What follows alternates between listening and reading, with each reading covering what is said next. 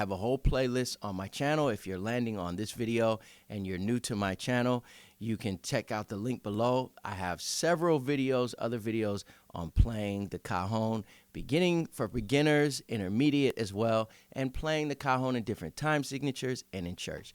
But here's a couple basic ideas that I think will help you get better at playing, as well as some ways in how to actually practice it. So a lot of times we play in what's called a 2 and 4 rhythm if the song is in 4/4. And let me explain that if all of that sounds like another language to you. Basically, if we're in 4/4, that means the time signature is in 4 beats, right? 1, 2, 3, 4, and then the pattern starts over. So think a lot of Chris Tomlin songs, think a lot of CCM songs, a lot of pop music, not even just Christian music, all over the world is in 4/4. That just means the pattern is in 4 beats, 4 quarter notes, and then the pattern starts over. It's a way that we section through the music. And then what I mean by 2 and 4 is the snare or the higher pitch accent. So my bass is on the first beat, and then you'll hear the snare. 1, 2, and then it does it again. 1, 2, 3, 4.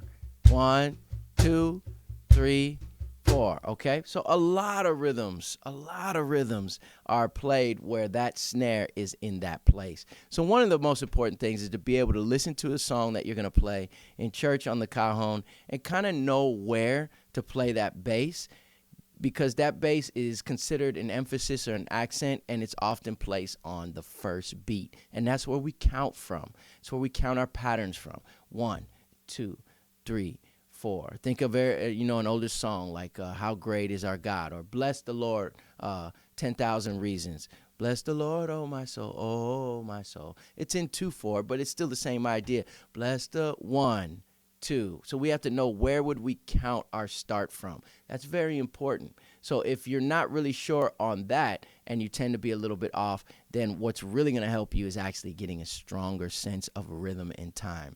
A lot of times people come and they want to learn how to play the cajon and they have a hard time. And sometimes what I pinpoint as the issue is just getting stronger music theory. All right. Back to this. So basically, you're going to take your right or your left hand. We'll start off with our right hand, and we're just going to count to 4. We turn on a metronome, something very slow, like 70 beats per minute, and we go 1, 2, 3, 4. We're going to play a bass note down here. We don't have to go all the way down, and I'm using a cajon on a stand. Typically, you'd be sitting on it, but I'm just using it on a stand for the sake of the video. Bass, not all the way down here. We want a nice round sound, right? Bass, and then snare on beats 2 and 4. And you want to count this out loud. It's very important because later on you're going to want to move things around, where you play the bass, where you play the snare. And learning songs is a lot easier when you're able to count in your mind as you play. All right?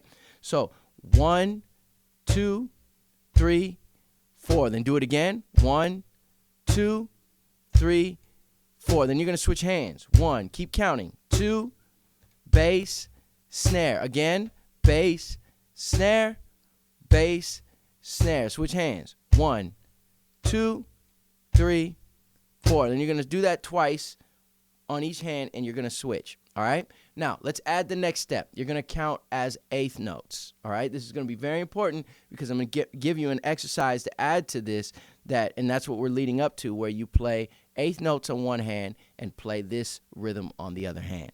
All right, you can do it. Here we go. So we're going to count eighth notes. The way we do that is 1 and 2 and 3 and 4 and. Now, if this sounds really simple, stick with me here. If you're still having a hard time playing very basic stuff on the cajon, don't underestimate that this might be simple, but it might be what you need to build that foundation.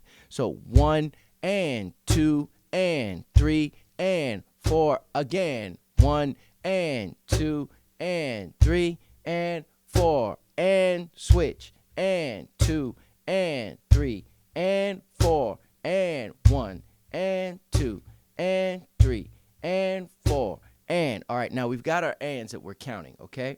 Now, this is an exercise that you can work on over and over. Do it for at least 2 minutes if you're brand new, maybe 5 minutes if you can, in a row, nothing else except this exercise. It is not natural, in my opinion, for us to just focus on one thing for a certain amount of time, for a length of time. 2 minutes doesn't sound like a long time, but to focus without doing anything else, this over and over for 2 minutes or 5 minutes or 10 minutes can feel like an eternity, but you're working that repetition, and that's going to help you get better, all right? It's going to help you to master that. So, and it's going to help you to be able to count better while you're doing that. All right, so 2 minutes, just that, to a BPM, beats per minute, 70 beats per minute. You can try it at that. 1, 2, 3, 4, and then so on and so forth, changing on.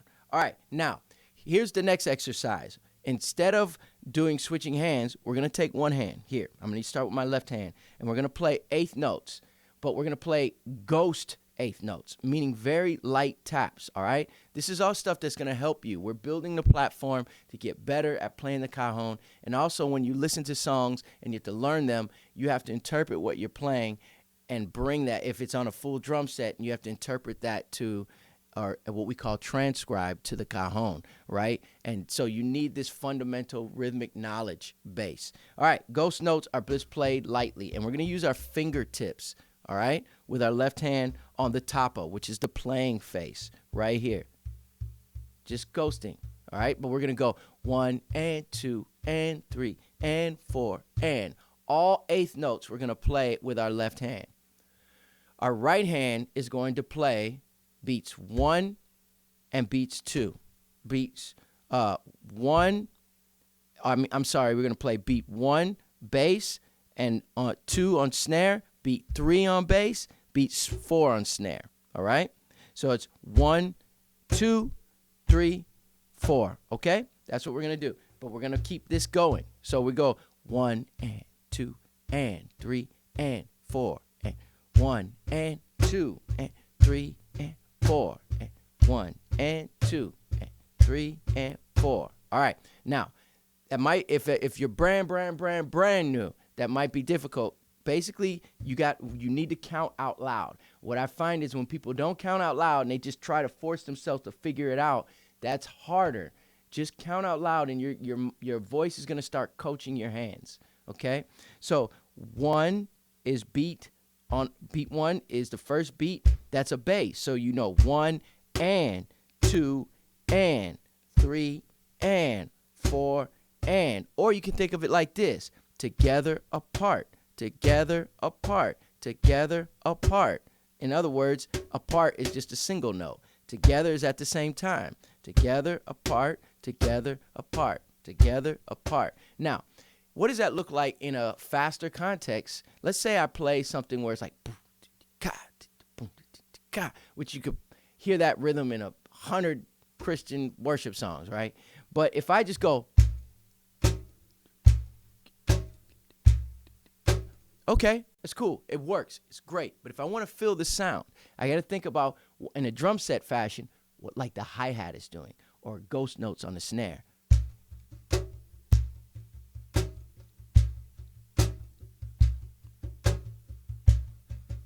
Compared to